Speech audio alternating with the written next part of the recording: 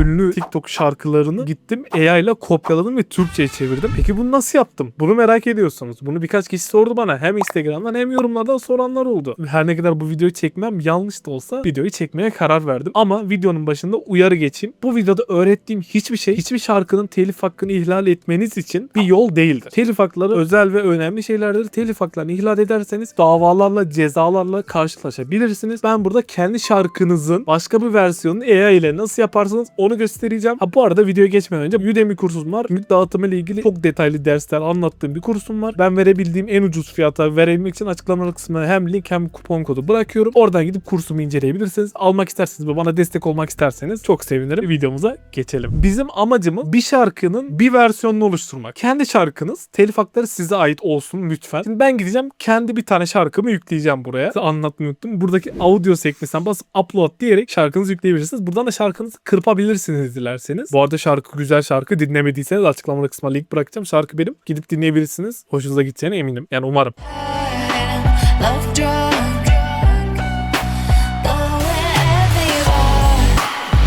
Bu rock versiyonu. Rock, EDM rock. Aslında rocktronic deniyor bu tarzda. Ben bu rocktronic'i başka bir tarza ya da Türkçe'ye çevirmek istiyorum. Aynı şekilde. Bakalım nasıl yapacağız. Save diyorsunuz ve şarkınız yüklenmeye başlıyor. Şimdi yükleme aşamasında karşılaşabileceğiniz belli başlı sorunlar var. Bakalım karşılaşacağız mı? Bu sorunlarla karşılaşmazsak ben size yine göstereceğim. Şarkımız yüklendi. Burada sadece save to library diyebilirsiniz. Sıkıntı yok. Şimdi karşılaşabileceğiniz belli başlı problemler var. Şarkınız diyelim platformlarda var. Spotify gibi yerlerde. Şarkınızın telif hakkı yasalarıyla korunduğunu düşünelim. Şarkınız size ait tabii ki ama her ne kadar size ait olsa da bu platform parmak izi doğrulaması yaptığı için YouTube Content ID gibi düşünün. Bir video yüklediğinizde YouTube Content ID'si varsa açıklamalar kısmında mesela o şarkı gözüküyor. Bunu da öyle düşünün. Bundan yırtmanın birkaç yöntemi var. Birincisi ekranda gördüğünüz gibi şarkının BPM'ini ortalama bir 10 BPM yükseltmek ya da 10 BPM düşürmek. Şarkının BPM'ini 10 BPM yükselttikten sonra tekrar yüklerseniz %90 ihtimalle şarkı melodisi telife takılmaktan geçecektir. İkinci sorun ise şarkı sözleri telifli yüklenemiyor derse de bu konuda yapabileceğiniz bir şey yok. Ha var, ne olur? Şarkının belli kısımlarını, sözlerini ayırırsınız. Sözlerini kesersiniz. Sözlerini kestikten sonra belli bir kısmını çıkartıp yer değiştirebilirsiniz. Öyle kurtulabilirsiniz. Artwork başka bir yerde kullanılıyor diyorsa BPM arttırma ya da BPM azaltma yöntemiyle bu sorundan kaçabilirsiniz kendi şarkınız üzerinde. Şimdi ben bu şarkıyı yükledim. Kabul edildi. Bakalım devamında ne yapacağız? Şarkıyla ne yapmak istiyorum onu bilmeliyim. Şarkının ben başka bir versiyonunu oluşturacağım. O yüzden remix edit kısmına gelip cover kısmına tıklıyorsunuz. Cover kısmına tıkladıktan sonra burada şarkının sözlerini çıkarttı mesela. Çok güzel. Ben dilersem bunu Google'da da bulabilirim. Ben bunu Türkçesini yapmak istiyorum. Gideceğim yapay zeka bana bu şarkının sözlerini Türkçe'ye çevireceğim. Özel bir prompt girerek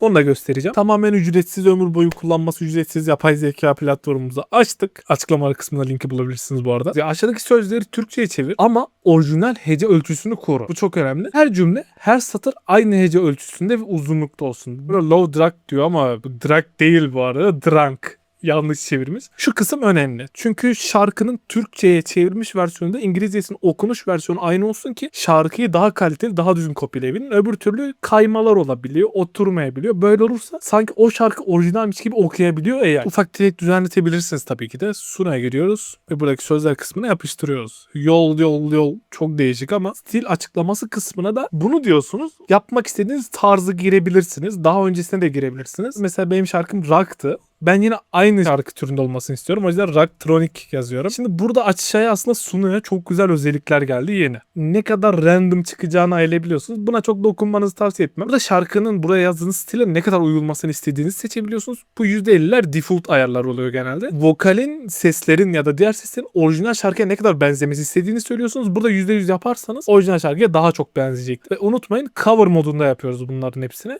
Remix diyoruz. İlk birkaç versiyonu olmayabilir bu arada. Birkaç kere denemeniz gerekebilir. Bakalım. Ben sarhoşum. Melodiyi tutturmuş. Ben sarhoşum.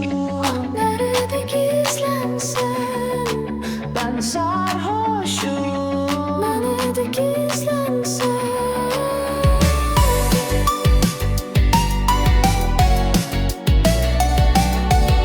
Aslında bakarsanız orijinal şarkıyı korumuş. Yani mantık olarak vokal tonunu ve melodileri korumuş. Ama başka bir tarz yapmış. Hani birebir kopyalayamamış. Onu deneyerek bulacağız. Ek olarak şu ayardan dolayı olabilir. Bunu mesela %50'ye alacağım. Bu ayarlar normalde böyle %50 default oluyor bu şekilde. O yüzden bir de böyle yapalım. Benim önceki yaptığım versiyonu çünkü bunların hepsi %50 %50 %50 idi. Bir ikinci versiyona da bakalım bu arada. Ben sarhoşum.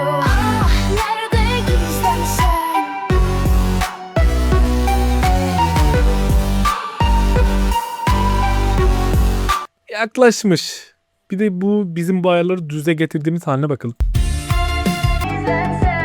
Çabuk pes et. Şarkının sözleri orijinal okunuşuna benzerse daha kolay okuyor. Bir de öyle yapalım. Bu A kısımları falan da önemliymiş bu arada. O yüzden bunları alacağım. Bu versiyonu kullanacağım. Benim yazdığım versiyonu. Ah, sarhoş. Ah, sarhoşum. Ah, sarhoşum. Yol yol yol. Vıy, vıy.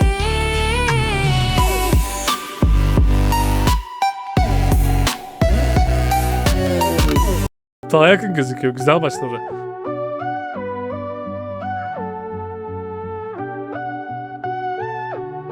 Ah, sarhoşum. Bir dokunuş kalbine sarhoşum. Nereye gidersen oraya aktım. Sarhoşum. Nereye gidersen oraya. Bu yaptığım şarkı biraz komplike bir şarkı. Çünkü ben bu şarkıda çok fazla off-key melodide kullandığım, ters notalarda kullandım. Hani biraz değişik, deneysel bir iş olması açısından. Ek olarak gitar kopyalaması zor bir şey AI açısından. Böyle bakıldığı zaman şarkı aslında %90 oranında benzettik. Ama mesela diyelim ki siz bir Kanye West'siniz. Diyelim ki. Olmazsınız da hani bu videoyu izleyen bir Kanye West'siniz ya da Kendrick Lamar'sınızdır. Şarkınızı yüklediniz diyelim. O şarkı daha basit bir şarkı olacağı için hip hop, trap, rap gibi basit şarkılar olacağı için ya basit dediğime bakmayın hani buna göre basit. Çünkü bu bir tık daha değişik bir tarz. Öyle basit şarkılar olacağı için siz de bir Kendrick Lamar ya da Kanye West olduğunuz için bu şarkıların vokallerini daha kolay kopyalayabiliyorsunuz. Benim bir önceki videomda da gösterdiğim gibi birebir aynı şekilde kopyalayabiliyorsunuz. Ama bu kopyalamaya gelene kadar bir sürü yoldan geçmelisiniz. Ben çektiğim deney videosunda bir tane şarkı çıkarmak için 120 tane sonuç elemiştim aslında. Bu da aynı şekilde. Eğer zaten Suno kullanmayı biliyorsanız tek seferde düzgün bir sonuç çıkmadığını biliyorsunuzdur. Tüm AI ürünlerinde böyle neredeyse. Hepsi mükemmel bir iş çıkarmıyor ama mükemmele yakın olduğu bir nokta illaki oluyor ve o noktayı yakalamanız gerekiyor. Ben de az önce gösterdiğim gibi gitgide daha çok benzemeye başladı. Bu noktada ne yapabilirsiniz? Şarkınızı benzetene kadar tabii ki de denemelisiniz. Ufak tefek promptlarda da ayarlamalar yapabilirsiniz. Yeni gelen o aşağıdaki kaydırma çubuklarının özelliklerini ayarlamalar yapabilirsiniz. Ama şu an için benim size tavsiyem şu. Şarkınızı yüklediniz diyelim. İşte telif hakkına takıldı, ona takıldı, buna takıldı. Şarkınızın BPM'ini çok ufak bir değişiklik yaparak beat'ten takıldıysa telif hakkına kurtulabiliyorsunuz. Sözlerden takıldıysa sözlerden ayırıp keserek yine kurtulabiliyorsunuz. Bir taktik daha var. Örnek veriyorum. Şarkınızın başını sadece melodi kısmına, sözlerinin girmediği kısmını alıp sona eklerseniz Sunodo'da extend moduna geçerseniz şarkınızı oradan kopyalayabilirsiniz. Şimdi onu nasıl yapacağınızı göstereceğim. Ama önceki şu son çıkan bir iki sonucu da dinleyelim. Merak ettim. Ah, yol, yol.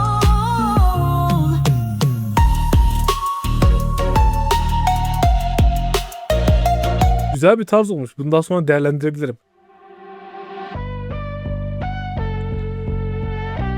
Sade bir melodi giriyor. Şimdi bunu ne yapacağız? Gideceğiz DAW programımızı açacağız. Ben ne kullanıyorum? FL Studio. FL Studio'yu açıyoruz. Açtıktan sonra şarkımızı buraya sürüklüyoruz tabii ki de. Bakın burada söz başlıyor ya. Sözün başladığı yere kadar kestim. Gideceğiz şarkının sonunda mesela şarkı şöyle bitiyor. Aynı şu şekilde geri başlasın.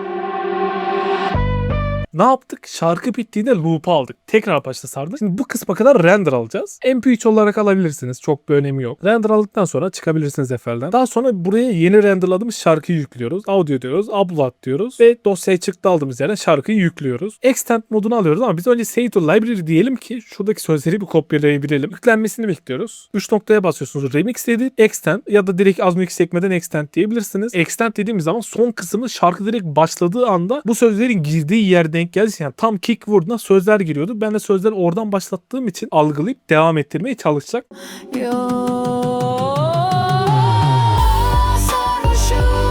Diğer versiyonlarına da bakalım. Şu kısımdan başlatmış her zaman. Verse 1'den. Çok çabuk affedin. Ya düzelebilmesi için şu intro chorus etiketlerini düzelttim. Bakalım belki olur. Çünkü verse 1 deyince direkt buradaki verse'ten başlıyordum. Verse 1'i buraya aldım. Burayı verse 2 yaptım. Bakalım ne olacak. Çok çabuk affedin. Sarhoşum. Yol, ah, sarhoşum. Benim şarkımda Extend modunda nasıl güzel sonuç vermedi. Dediğim gibi birazcık daha komplike bir şarkı olduğu için, daha zor bir şarkı olduğu için eğer bir Kanye West ya da Kendrick Lamar ya da bir Billie Eilish gibi biriyseniz, siz oysanız, şu an videomu izliyorsanız, kendi şarkınızın bir versiyonu yapmak istiyorsanız bu yöntemi kullanabilirsiniz aslında. Bu videoda neye değindik? Ben şu an kısaca bir özet geçeyim ne yapmanız gerektiğini. Birincisi ne kullanmalısınız? İkincisi telif sorunu çıkarsa nasıl çözersiniz? BPM yükselterek tabii ki de ya da düşürerek. Üçüncüsü hangi modda yapmalısınız? Benim şu ana kadar tecrübe ettiğim en kaliteli, en doğru sonuç veren mod cover modu ve ekrandaki promptla, yani buna benzeyen bir promptla yaptığınız cover modu. Bu promptu ilk olarak şarkıyı dinleyip şu şekilde giriş, şu şekilde bridge, şu şekilde chorus, şu şekilde drop şeklinde yönlendirmeler yaparsanız çok daha tutarlı sonuçlar alabiliyorsunuz. Ben şu an kendi şarkımı daha fazla zorlamadım çünkü ünlü bir Kanye West olmadığım için Kanye West'in ya diğer şarkısını kullanamadım bu videoda yasal olarak. Deney olarak diğer videoda kullanmıştım ama o şarkıdan para kazanmayacağım. O yüzden eğlence amaçlı üretmiştim. Şarkınızın sonucunu en iyi sonuca getirene kadar sürekli denemelisiniz. Ek olarak promptta ufak tefek değişiklikler yapmalısınız. Bir de aşağıda yeni gelen ayarlarda değişiklikler yapabilirsiniz. Benim size tavsiyem audio kısmı vardı en alttaki ayar. Onu en sona çekerseniz benzerlik oldukça artıyor ama hepsi 50-50'de kalırsa o ayarı hiç gelmemiş versiyonu gibi oluyor aynı. Yani bu videoda aslında çok anlatılacak bir şey yoktu. Sadece onu nasıl yaptığımı anlattım. Eğer ilgileniyorsanız şu an deney aşamasında hala önceki videom. İkinci kısmını çekeceğim. Bir tane daha deney videosu çekiyorum. Çok uzun videolar var elimde. Beklemek istiyorsanız, merak ediyorsanız kanala abone olup like atıp zil ve bildirimleri açabilirsiniz. Yorum atarsanız çok mutlu olurum. Yorumlar ve abone olmanız beni çok motive ediyor. Çünkü çok yorum gelmiyor videolarıma ve kafanızda takılan, merak ettiğiniz bir şey olursa bunu yorum olarak atın ki ben ya videosunu çekebileyim ki bana konu olsun ya da ben yorumlarda elimden geldiğince size yardımcı olurum. Yorumlarda elimden geldiğince kimseyi yanısız bırakmamaya çalışıyorum. Videoyu beğendiyseniz like atmayı, abone olup bildirimleri açmayı unutmayın. Şimdilik hoşçakalın. Fikirlerinizi yorumlar kısmına yazabilirsiniz. Bay bay.